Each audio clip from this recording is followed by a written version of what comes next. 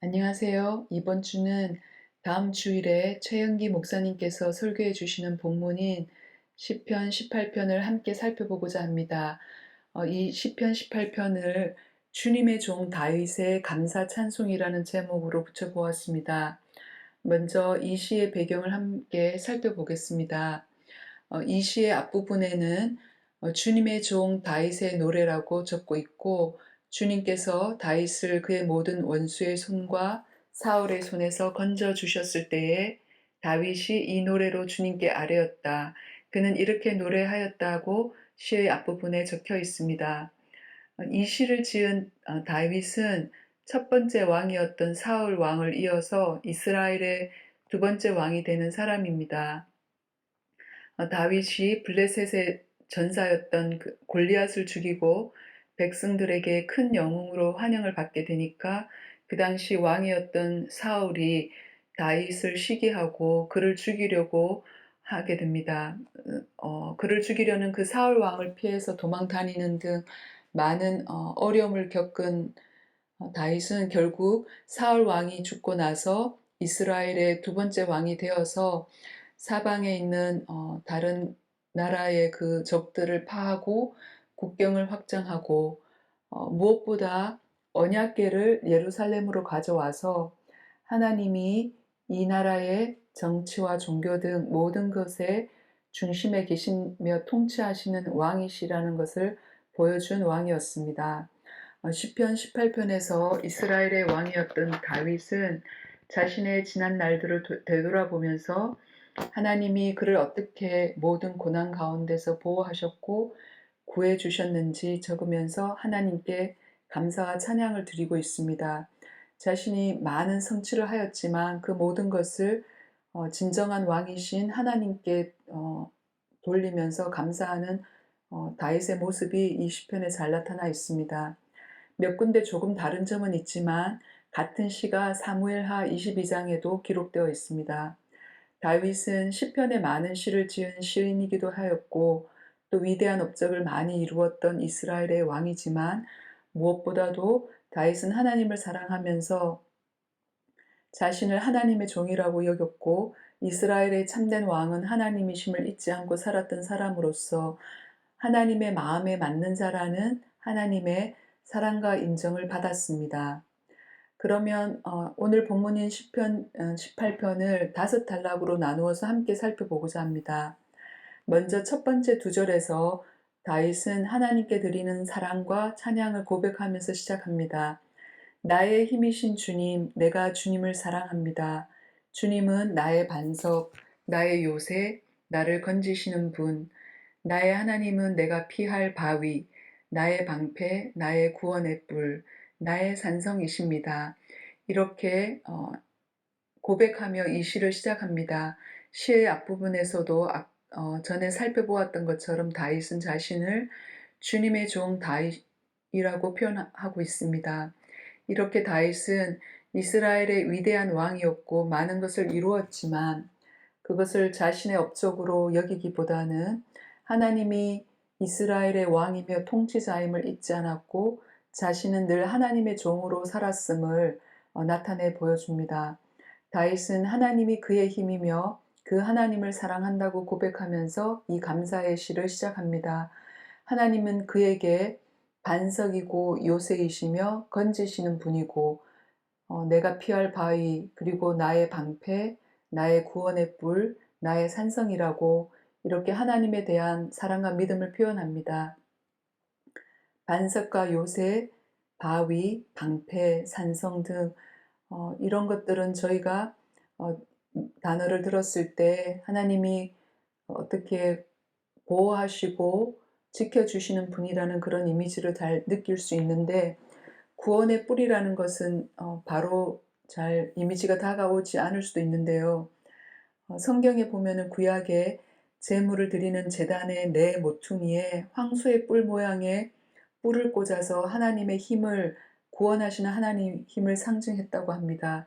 그리고 심지어 죄를 범한 자들도 이 제단에 있는 뿔을 잡고 있으면 죽이지 못하였다고 하는데 예를 들어서 열왕기상 1장에 나오는 반역죄를 지었던 아도니아가 제단의 뿔을 붙잡고 있었을 때 솔로몬 왕이 그를 죽이지 않았다는 그런 내용도 적혀 있습니다. 그래서 하나님은 나의 구원의 뿔이라고 할 때 하나님은 나를 보호하시는 분이고 나를 구원하시는 능력의 하나님이라는 것을 표현해 줍니다. 그리고 두 번째 단락인 3장에서 19절에서는 하나님이 어떻게 부르짖음에 응답하셔서 구원하셨는지 적고 있습니다. 여기 교환의 지면이 제한되어서 제가 모든 구절을 적지는 못하였는데, 그래서 목장에서 성경 공부를 함께 하실 때는 성경책을 펴서 그 단락, 해당하는 단락의 구절이 나올 때 그 해당하는 모든 구절을 함께 읽으시면 좋을 것 같습니다. 여기 두 번째 단락에서 다윗은 이스라엘의 왕으로서 자신의 그 지난 생애를 돌아보면서 어, 어떻게 죽음의 물살이 덮친 것과 같은 그러한 극심한 고난 가운데서 하나님께 자신이 간절히 부르짖었는지를 3절에서 6절에 적고 있습니다. 특별히 6절을 보면은 이렇게 말합니다. 내가 고통 가운데서 주님께 부르짖고 나의 하나님을 바라보면서 살려달라고 부르짖었더니 주님께서 그의 성전에서 나의 간구를 들으셨다.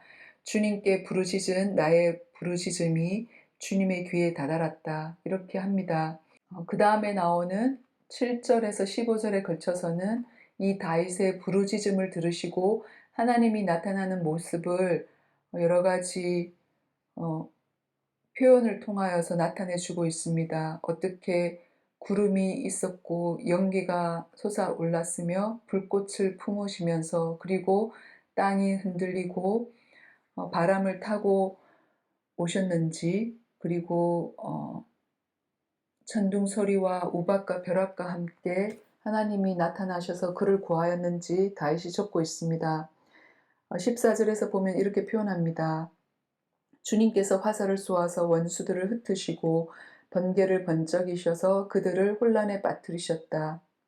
그렇게 다윗은 자신이 고난 가운데 하나님께 부르짖었을 때 하나님은 가만히 계시지 않으시고 그 부르짖음에 응답하셔서 나타나셔서 실제로 다윗을 원수와 그런 어려움으로부터 구해 주셨음을 적고 있습니다. 17절에서 다윗은 원수들이 자신보다 더 강하지만 다윗을 그 원수들에게서 구원하시는 하나님은 더 힘있는 분이심을 고백하고 있습니다. 그리고 19절에서 다윗은 하나님은 나를 좋아하는 분으로 적고 있습니다. 18절에서부터 읽어보면 이렇게 되어 있는데요. 내가 재난을 당할 때에 원수들이 나에게 덤벼들었으나 주님께서는 오히려 내가 의지할 분이 되어 주셨다. 이렇게 나를 좋아하시는 분이시기에 나를 넓고 안전한 곳으로 데리고 나오셔서 나를 살려주셨다. 이렇게 적고 있습니다. 성경의 다른 부분, 예를 들면 사무엘상 13장 14절, 그리고 사도행전 13장 22절에도 하나님은 다윗을 하나님의 마음에 맞는 자라고 인정하셨다는 부분이 적혀 있습니다.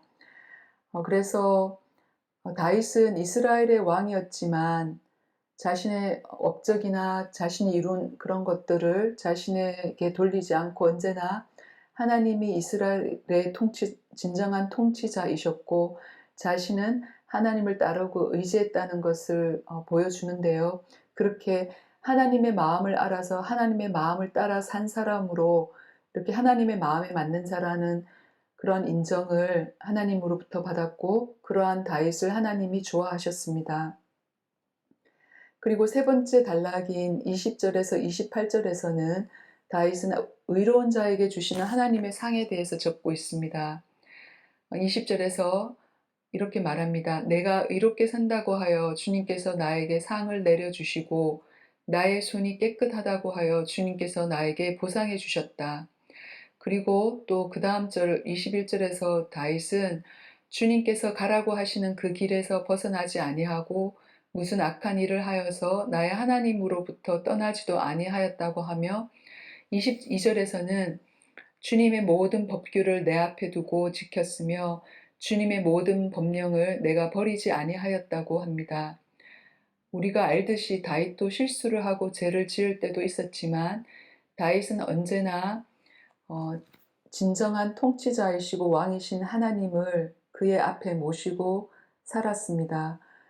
그래서 그 모든 것을 아시고 보시는 하나님 앞에서 그 하나님의 뜻에 따라 하나님의 법령에 따라 살려고 하였는데 예를 들면 자신을 죽이려고 쫓아오는 그 사울을 죽일 기회가 주어졌을 때에도 하나님이 기름 부어 왕으로 삼으셨던 사울이기 때문에 자신이 직접 그를 죽이지 않고 오히려 하나님의 다스림에 맡기고 하나님의 도우심만 의지하였습니다. 이렇게 하나님 앞에서 하나님이 기뻐하시는 명령을 떠나지 않고 하나님 앞에서 죄짓지 않도록 스스로를 지켰다고 다윗은 고백합니다. 그러한 다윗의 신실함에 주님은 다윗을 또한 신실함으로 대해 주셨다고 25절에서 적고 있습니다. 주님께서는 신실한 사람에게는 주님의 신실하심으로 대하시고 흠없는 사람에게는 주님의 완전함을 보이시며 이렇게 고백했습니다. 그리고 네 번째 단락인 29절에서 45절에서는 다윗은 하나님이 주신 능력으로 그가 이루었던 승리, 하나님이 주신 구원이 어떠한 것인지 더 자세하게 적고 있습니다. 다윗은 하나님이 하시는 일은 완전하고 그분의 말씀은 티도 없기 때문에 하나님은 그분께로 피하는 자의 방패가 되어 주신다고 합니다. 구원의 반석이신 그 하나님이 주시는 힘과 용기로 다윗 자신은 상상도 할 수 없는 능력을 발휘할 수 있었다고 이 단락에서 고백하고 있습니다. 예를 들면 31절에서 36절에 걸쳐 그런 내용이 나오는데요. 하나님께서 어떻게 다윗을 암사슴의 발처럼 빠르게 달리게 해주셨으며 또 놋새로 된 강한 활을 당길 수 있게 해주셨는지 적고 있습니다. 그리고 그 다음에 나오는 37절에서 42절에서는 하나님은 다윗이 그의 모든 원수들을 이기게 해주셨음을 적고 있습니다. 그래서 40절에 이렇게 말합니다. 주님께서는 나의 원수들을 내 앞에서 등을 보이고 도망가게 하시고 나를 미워하는 자들을 내가 완전히 무찌르게 하셨습니다. 그렇게 하나님은 완전하신 하나님을 온전히 의지하고 그분께로 피한 다윗에게 이러한 승리를 주셨고 구원해 주셨음을 이 네 번째 단락에서 다윗은 적어 주었습니다. 그리고 마지막 다섯 번째 단락에서는 다윗은 한결같은 사랑과 구원을 주시는 하나님께 드리는 찬양으로 이 시편을 마무리하고 있습니다. 46절에서 이렇게 말합니다. 주님은 살아계신다. 나의 반석이신 주님을 찬양하여라. 나를 구원하신 주님을 높여라. 1절에서 나의 힘이신 주님, 내가 주님을 사랑합니다라고 시작했던 다윗은 살아계신 주님이 자신의 반석이며 구원하시는 하나님이심을 다시 고백하면서 이렇게 그 하나님을 찬양하면서 시편 18편을 맺고 있습니다. 다윗은 하나님이 기름 부어 세우신 다윗 왕에게 승리를 주셨고 그의 자손에게도 한결같은 사랑을 영원 무궁하도록 베푸시는 분이심을 고백합니다. 다윗의 자손이 대대로 왕위에 앉게 하실 것이라고 하신 그 하나님의 약속대로 첫 번째로는 다윗의 아들인 솔로몬이 그의 왕위를 이었고 그렇게 하였지만 궁극적으로 다윗의 가문에서 태어나신 예수님이 메시아로 오셔서 하나님 나라의 통치를 시작하심으로써 이 약속이 성취되었습니다. 50절에서 다윗은 이렇게 고백합니다. 주님은 손수 세우신 왕에게 큰 승리를 안겨주시는 분이시다. 손수 기름을 부어 세우신 다윗과 그 자손에게 한결같은 사랑을 영원 무궁하도록 베푸시는 분이시다. 이렇게 다윗은 자신의 업적과 자신의 업적을 자신에게 돌리지 않고 한결같은 사랑을 베푸시는 하나님께로 돌렸고 특별히 이사야 9장 6절과 6절에서 7절 그리고 누가복음 1장 31절에서 33절에 걸쳐서도 나와 있듯이 예수님께서는 메시아로 이 땅에 오셨는데 다윗의 가문을 통해서 태어나셔서 하나님의 통치를 계속하시게 되었음을 보여줍니다. 어, 이사야 9장 6절에서 7절에 이렇게 말합니다. 한 아기가 우리를 위해 태어났다. 우리가 한 아들을 모셨다. 그는 우리의 통치자가 될 것이다. 그의 이름은 놀라우신 좋은 자, 전능하신 하나님, 영존하시는 아버지, 평화의 왕이라고 불릴 것이다. 그의 왕권은 점점 더 커지고 나라의 평화도 끝없이 이어질 것이다. 그가 다윗의 보좌와 왕국 위에 앉아서 이제부터 영원히 공평과 정의로 그 나라를 굳게 세우실 것이다. 만군의 주님의 열심히 이것을 반드시 이루실 것이다. 이렇게 적혀 있는데요. 이렇게 하나님을 진정한 이스라엘의 통치자로 모시고 그 하나님의 종으로 살았던 다윗을 하나님은 축복하여 주셨고 그의 가문을 통하여서 또 우리의 메시아 되신 예수님을 또 보내주셨습니다. 네, 그래서 오늘은 이렇게 이번 주일에 성경 본문인 시편 18편을 함께 살펴보았습니다. 네, 그럼 여기서 마치고 다음에 뵙겠습니다. 안녕히 계세요.